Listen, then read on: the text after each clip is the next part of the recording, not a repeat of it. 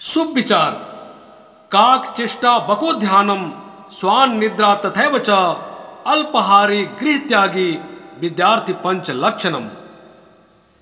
मेरे प्यारे विद्यार्थियों नमस्कार, मैं हूं doctor Chhotelal Gupta, assistant professor.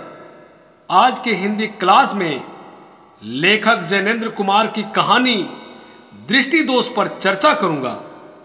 इसके अंतर्गत कहानी की कथा वस्तु, पात्रों का चरित्र चित्रण, शीर्षक की सार्थकता एवं कहानी का उद्देश्य पर भी विचार विमर्श करूंगा। अब आप ध्यान से सुने।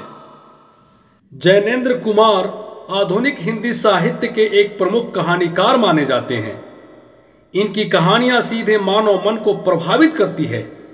अपनी कहानियों में पात्रों के माध्यम से इन्होंने मानव मन में झांकने का प्रयास किया है तथा उसमें चलने वाली सोच और उथल पुथल को स्पष्ट करने का भी प्रयास किया है। जैनेन्द्र की कहानियों के पात्र हमारे अपने आधुनिक समाज के ही पात्र होते हैं। जैनेन्द्र जी अपने पात्रों के चरित्र के भीतरी पक्षों को उभार कर सत्यता को जानने का प्रयास करते हैं। इसलिए इनकी कहानियों में दर्शन मिलता है। दर्शन से प्रभावित होने के कारण जैनेन्द्र जी की कहानियां अधूरी सी लगती है। कई बात वे अनुत्तरित छोड़ देते हैं, जिसका समाधान बौद्धिक पाठक स्वयं ही ढूंढ लेता है। जैनेन्द्र जीवित आदमी और जीवंत समस्याओं के बारे में लिखना अधिक पसंद करते हैं।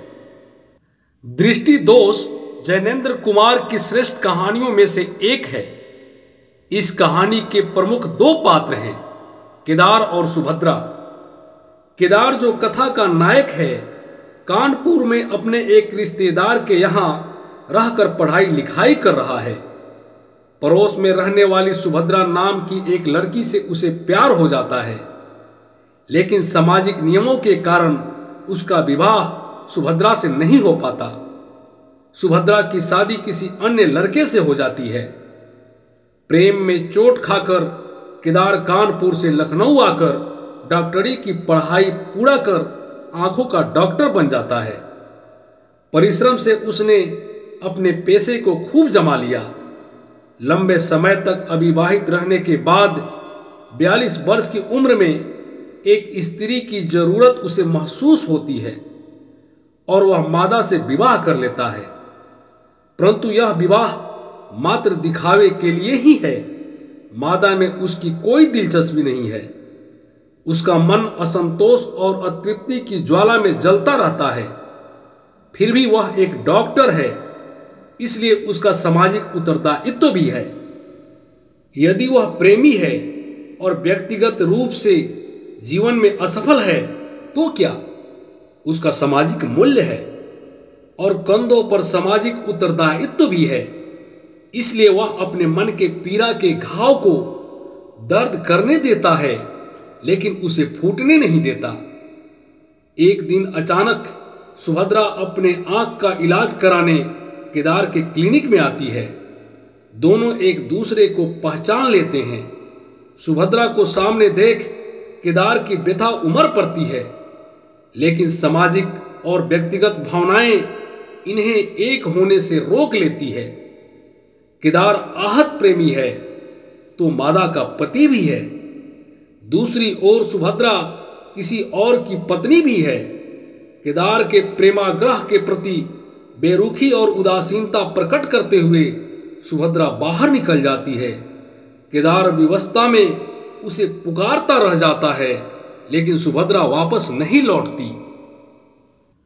पात्रों का चरित्र चित्रण। लेखक जैनेन्द्र कुमार ने कहानी में पात्रों का चरित्र चित्रण और उनके मनोदशा का वर्णन भी बड़ा ही मार्मिक किया है। केदार सुभद्रा को चाहता है, परंतु सुभद्रा दूसरे व्यक्ति से ब्याह दी जाती है। सामाजिक मान्यताओं के आगे दो प्रेमी कितने विवश हैं। केदार आंखों का सफल डॉक्टर बन सब कुछ प्राप्त कर लेता है, यहां तक कि वह मादा से विवाह भी कर लेता है, परंतु वह सुभद्रा को भूल नहीं पाता। उसका हृदय हाहाकार करता रहता है। परिस्थितियां जब दोनों को पुनः मिलने का अवसर देती है तब प्रेम की पीड़ा फूट पड़ती है। परंतु यहाँ पारिवारिक एवं सामाजिक दायित्व दोनों को मिलने नहीं देता। सुभद्रा किसी दूसरे की पत्नी है, उसके बाल बच्चे हैं। दूसरी ओर केदार मादा का पति होने के साथ साथ एक डॉक्टर भी है। पेशे के प्रति उसे जिम्मेदारी दिखानी है। चाह कर भी दोनों एक दूसरे के नहीं हो सकते। केदार के प्रेमाग्रह को ठुकराते हुए सुभद्रा कहती है, नहीं नहीं, मैं विधवा जल्दी होने वाली नहीं हूं। इन पंक्तियों में दो प्रेमी के हृदय के भीतर का प्रेमावेग फूट पड़ा है। सामाजिक बंधनों के कारण प्रेमावेग को दबाना इनकी मजबूरी सी बन गई है। इस तरह इस कहानी में दो विवश पात्रों की व्यवस्था का बड़ा ही मार्मिक और हृदय स्पर्शी चित्रण किया गया है, जो अन्यत्र दुर्लभ है। आज का व्यक्ति सामाजिक नीतियों और अनुबंधों में जकड़ा हुआ है। उसे अपनी खुशी सामाजिक नियमों के दायरे में ही खोजना है। जो व्यक्ति इससे इतर सोचने और चलने का प्रयास करता है, उसका जीवन अशांत है। दूसरी ओर जीवन के प्रति हमारा दृष्टिकोण भी व्यापक होना चाहिए। केदार प्रेमी अवश्य है, परंतु उसकी सोच संकुचित है। आंखों का डॉक्टर होकर भी वह दृष्टि दोष से पीड़ित है।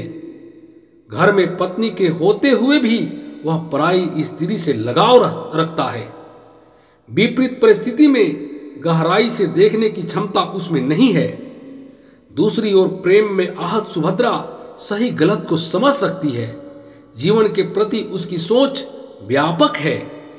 दृष्टि दोष के बहाने सुभद्रा केदार को व्यवहारिकता का सीख देने आई थी, न कि प्रेमाग्रह करने आई थी। शीर्षक की सार्थकता। कहानी का शीर्षक दृष्टि दोष उचित है। कहानी का नायक केदार आंखों का डॉक्टर होते हुए भी दृष्टि दोष से ग्रसित है, क्योंकि जीवन के प्रति उसका दृष्टिकोण साफ व स्पष्ट नहीं है।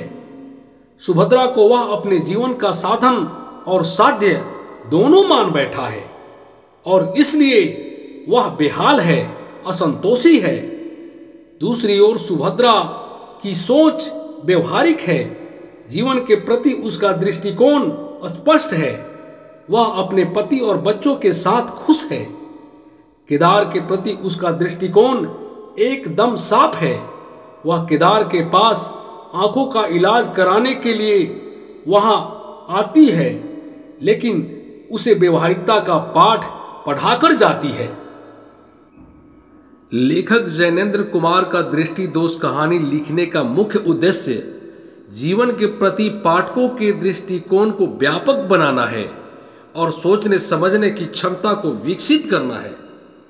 इस दृष्टि से कहानीकार को सफलता अवश्य मिल जाती है, लेकिन दर्शन से प्रभावित होने के कारण साधारण पाठक इस कहानी के संदेश को शायद ही समझ पाते हैं।